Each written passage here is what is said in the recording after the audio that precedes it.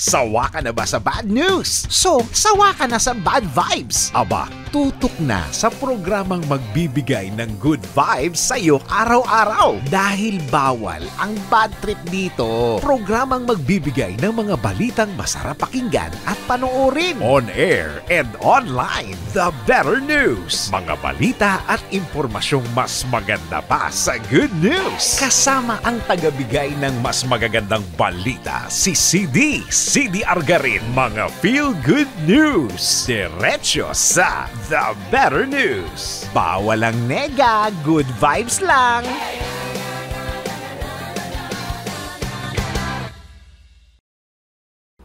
Welcome sa programang Good News ang hatid sa inyo. Mga balitang magpapa-feel better ang mababalitaan nyo. Mga balitang ka-share sa mga Pilipinas at saan mang bahagi ng mundo na may Pilipino. Bawal ang nega sa show na to dahil diretsong good vibes ang sa iyo. Live dito sa DZRH News Television, Facebook, YouTube at DZRH News website. Ako si Mili Borja. Wala na tayong aantayin pa dahil diretsyo na tayo sa mga balitang mas maganda pa sa good news. Ito ang The Better News. Tuloy-tuloy sa pagbabalita, tuloy-tuloy sa serbisyo. Sama-sama tayo, Pilipino.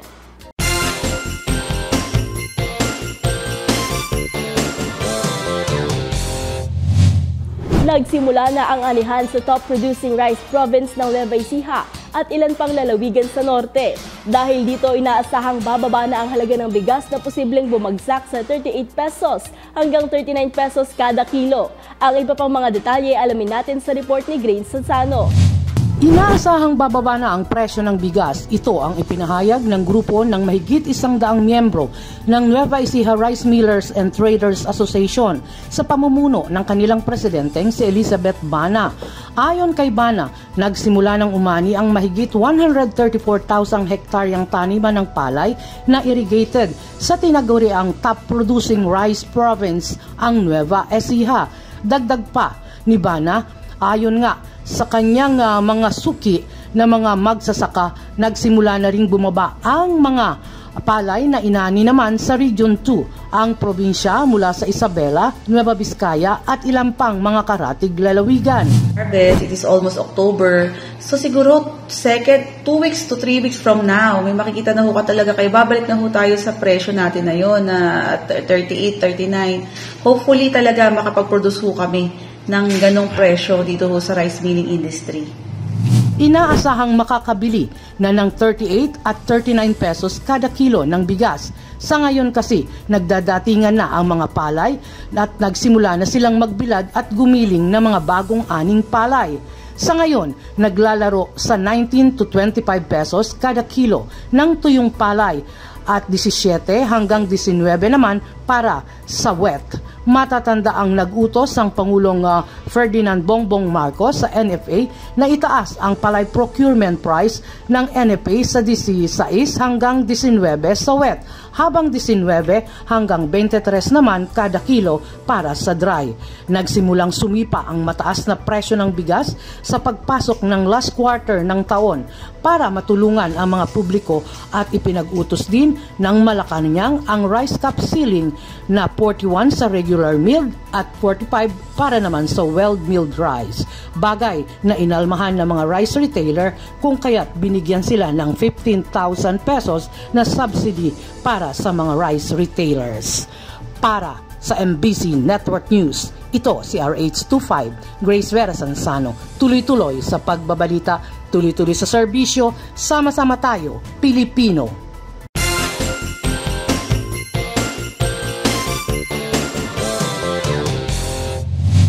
Namahagi na rin ang libreng bigas si Pangulong Bongbong Marcos sa Maynila. Sa kanyang talumpati muli namang nagbabala ang presidente na hindi na umanang uubra ang hoarding at smuggling ng bigas ngayong taon. Alamin natin ang mga detalye sa report ni Let Narciso. Muling namahagi ng libreng bigas si Pangulong Ferdinand Marcos Jr. kaninang umaga. 1,000 benepisyaryo ng Pantawid Pamilyang Pilipino Program o 4Ps ang nabigyan ng bigas sa ginawang distribusyon sa San Andres Sports Complex sa Malate. Ito ang unang beses na namahagi ng bigas ang Pangulo sa Maynila, sunod sa Zamboanga, Cavite at Camarines Sur. Ang ipinamigay na bigas ay parte pa rin ng nakumpiskang higit 42,000 sako ng smuggled na bigas sa Zamboanga City. Sa kanyang talumpati, muling nagbabala si Pangulong Marcos na hindi na uubra ngayon ang smuggling at hoarding ng bigas. Asahan po ninyo na hindi kami titigil sa patuloy na pagbuwag sa mga smuggler at hoarder na nagpapahirap sa taong bayan. Alam ko pong magiging mahirap ang labang ito dahil matagal na silang namamayapag sa kalakaran. Ngunit desidido po ako na ang buong puwersa ng pamahalaan na matigil na ang mga iligal na operasyong ito. Para sa MBC Network News, ito si Let Narciso, tuloy-tuloy sa pagbabalita, tuloy-tuloy sa serbisyo, sama-sama tayo Pilipino.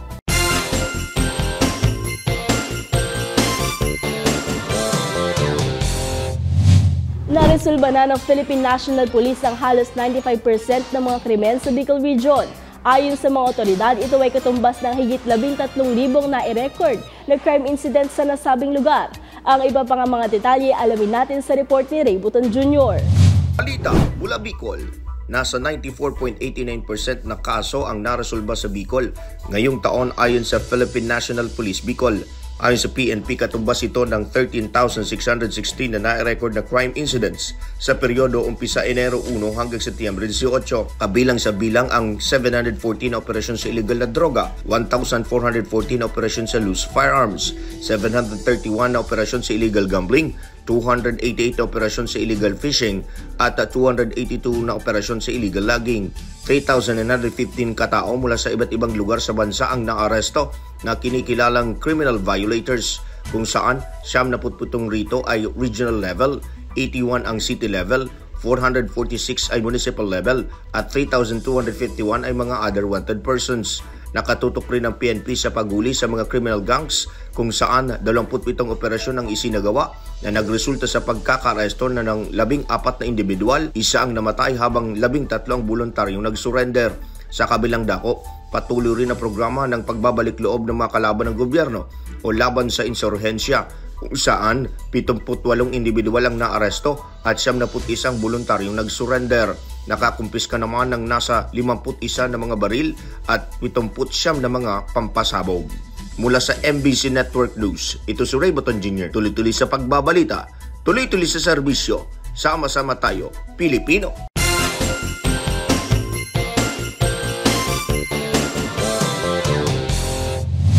Pumirma ng partnership ang Government System Insurance Services at Department of Education para sa mas maayos na serbisyo sa teacher at iba pang DepEd personnel.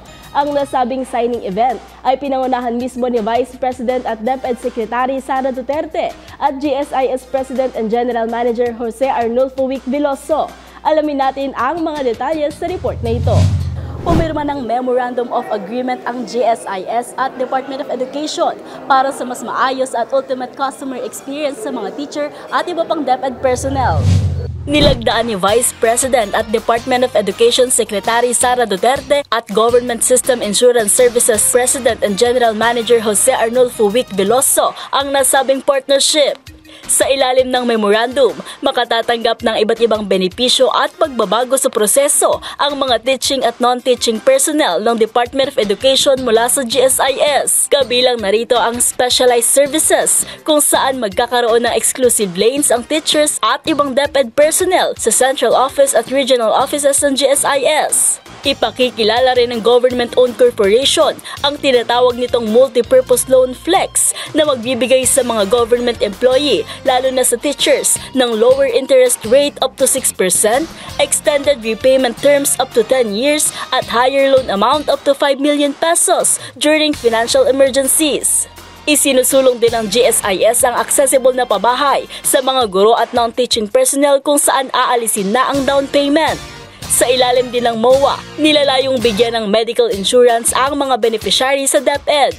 Kabilang din ang dedicated hotline na nakatutok sa mga teacher at DepEd personnel upang mas matutukan ang concerns at agarang makapagbigay ng assistance. Primary objective namin dito, finormalize namin na magkaroon talaga ng pag-uugnayan sapagkat ang GSIS may dedicated teachers lane para po dun sa mga guro at mga empleyado ng Department of Education na gustong pumunta at magkaroon po ng mga pagkikipag-ugnayan, may katanungan sa mga benepisyo at magkakautang.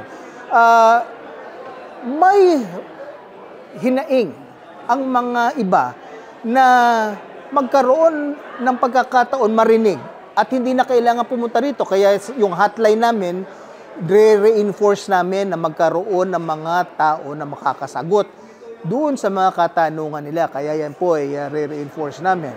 At magkakaroon kami ng mga account officers. When you say account officers, ito yung mga kawani ng GSIS na pupunta sa mga eskwelahan at opisina ng Department of Education para masagot ang kanilang katanungan.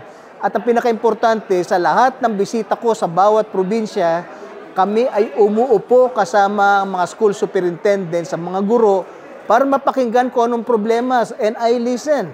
Because it's important for us to understand, ano ba ang aming produkto? Kumusta ba? Ito ba ay may saysay? Ang proseso ba namin? Are our procedures working? And what other services can we provide to be able to be of service to the teachers? Dagdag pa rito, nangako rin ng GSIS na magkakaroon ng annual dialogue sa pagitan ng kanilang branches at counterpart nito sa DepEd offices upang buksan ang mga diskusyon at solusyon sa mga concern ng mga empleyado. Ay nakita namin doon sa tali ng mga paaralan na nabisita namin, nasa top 2 lagi ang GSIS complaint. Lastly, GSIS has committed to hosting an annual dialogue. Ito po, napakalaking tulong po ito kahit once a year lang between its branches and the counterpart DepEd regional offices and schools division offices to discuss and address GSIS service concerns. Ipinaliwanag din ni Veloso ang kahalagahan ng nasabing partnership hindi lamang para sa mga guro, kundi maging sa buong sektor ng edukasyon. Alam mo, ang ating mga guro, pag ang kanilang mga personal na hinaing, kanilang mga problema ay matanggal sa kanilang isipan, sila ay makakapagturo at makakapag-inspire at maasikaso nila ng mas mabuti ang ating mga estudyante sapagkat wala na silang iba pang iisipin na kanilang mga problema at inaasikaso na personal na bagay nila. And they are going to be freed from all this burden and be able to focus on their role of really being able to guide and teach our students. Mula sa kauna-unahan sa Pilipinas, DZRH. Ito si Millie Borja, tuloy-tuloy sa pagbabalita, tuloy-tuloy sa serbisyo. Sama-sama tayo, Pilipino.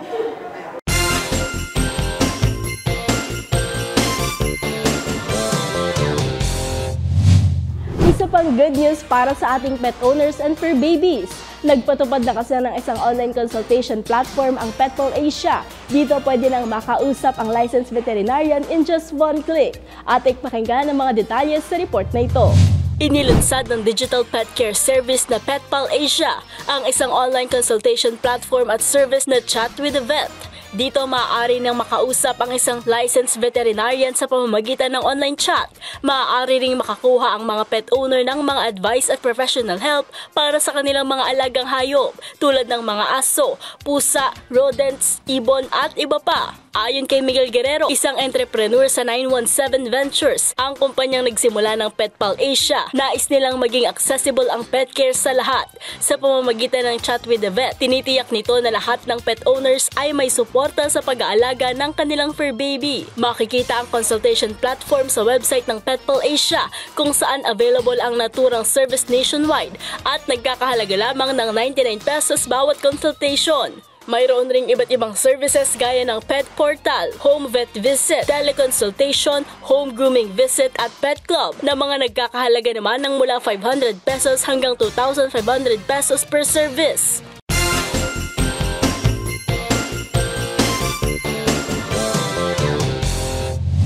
Kung isa ka sa mga mahilig mag-cosplay o mag-collect ng mga figurines, nako, tiyak na good vibes ang hatid ng balitang ito. Ang Manila Pop Culture Convention kasi o mas kilala bilang Mani Popcon ay magbabalik na ngayong Nobyembre matapos ang ilang taong hiatus. Ang makulay na detalye masasaksihan natin sa report ni Angelica Cosme. Babalik na ang Manila Pop Culture Convention o Manny PopCon sa Ayala Malls, Manila Bay sa November 17 to 19. Hatid nito ang cosplay activities, iba't ibang collectibles, comic books, gaming, at marami pang fun and exciting activities. Perfect ang Manny PopCon para sa mga anime fan, comic lovers at bookworms, at isa rin itong swak na event para makadiscover ng mga bagong kagigiliwan gaya ng anime, film, artists, cosplayers at games. Maliban sa atid na kasiyahan at oportunidad na makamit ng kapwa fans, layunin din ng event na ito na ilabas ang creativity ng bawat attendees sa iba't ibang art activities na inihanda nila. Bukod pa rito, isa sa mga a-attend at guest celebrity ng Manny PopCon ay ang sikat na aktor na gumanap bilang Zoro sa latest Netflix live-action adaptation ng One Piece na si Makenyu Arata.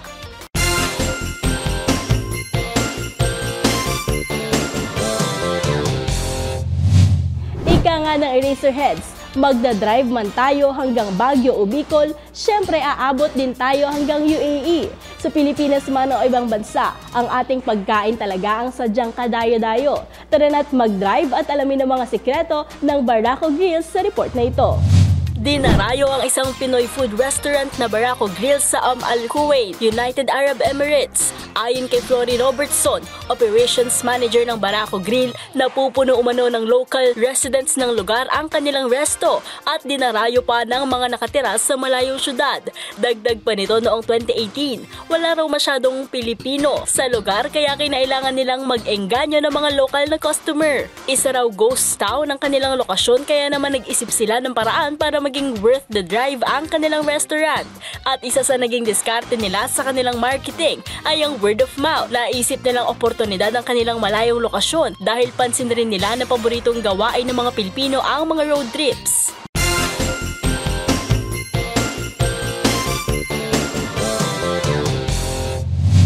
Good vibes at new learnings ang hatid ng good news na ito. Dahil ang Handog Karunungan, isang book donation initiative ay inilunsad sa isang child development center sa Las Piñas. Alamin natin ang bawat pahina ng detalye sa report ni Pamela Adriano. Dinarayo ang isang Pinoy food restaurant na Barako Grill sa Al Kuwait, United Arab Emirates. Ayon kay Flory Robertson, Operations Manager ng Barako Grill, napupuno umano ng local residents ng lugar ang kanilang resto at dinarayo pa ng mga nakatira sa malayong syudad. Dagdag pa nito noong 2018, wala raw masyadong Pilipino sa lugar kaya kinailangan nilang mag-engganyo ng mga lokal na customer. Isa raw ghost town ang kanilang lokasyon kaya naman nag-isip sila ng paraan para maging worth the drive ang kanilang restaurant. At isa sa naging diskarte nila sa kanilang marketing ay ang word of mouth. Naisip nilang oportunidad ang kanilang malayong lokasyon dahil pansin rin nila na paboritong gawain ng mga Pilipino ang mga road trips.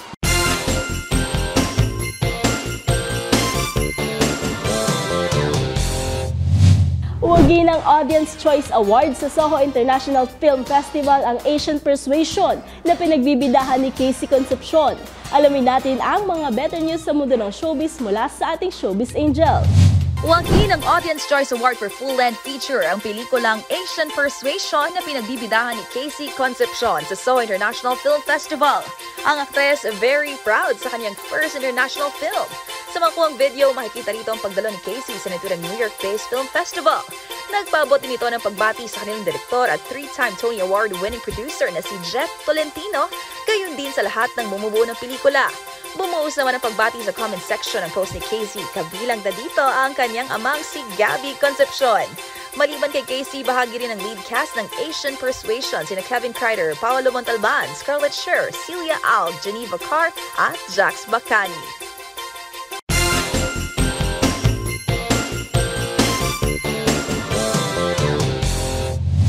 At yan ang mga balita at impormasyon na dapat yung malaman at masarap sa pakiramdam. The way na pa-feel better namin kayo sa mga balitang inihatid namin ngayong araw. At ang balitang nakapagpa-feel better sa akin ngayong araw ay ang patok na patok ngayon sa UAE na Pinoy resto na Barako Grills. Nakaka-proud nga naman na ang Pinoy cuisine ay talagang nakakarating at nakikilala na sa ibang bansa. At syempre mahalaga rin na ibabahagi natin sa ibang lahi ang kumbaga panlasang Pinoy. Dahil hindi naman natin maitatangging bukod sa masarap ang pagkain Pinoy, masarap pang magluto ang mga Pilipino. Hanggang sa susunod po na episode, tutukan nyo ulit kami para malaman nyo ang mga balitang ka-share-share. Para naman sa ating mga live streamers sa social media, kung may gusto kayong i-share na nakaka-good vibes na nakita nyo sa inyong wall, huwag kayong mahiyang i-comment yan sa ating comment section. Ako si Mili Borja. Tandaan, laging mas maganda ang mga araw. Laging mas maganda ang mood sa pagharap sa buhay kung alam mo ang The Better News. Tuloy-tuloy sa pagbabalita, tuloy-tuloy sa serbisyo. Sama-sama tayo, Pilipino.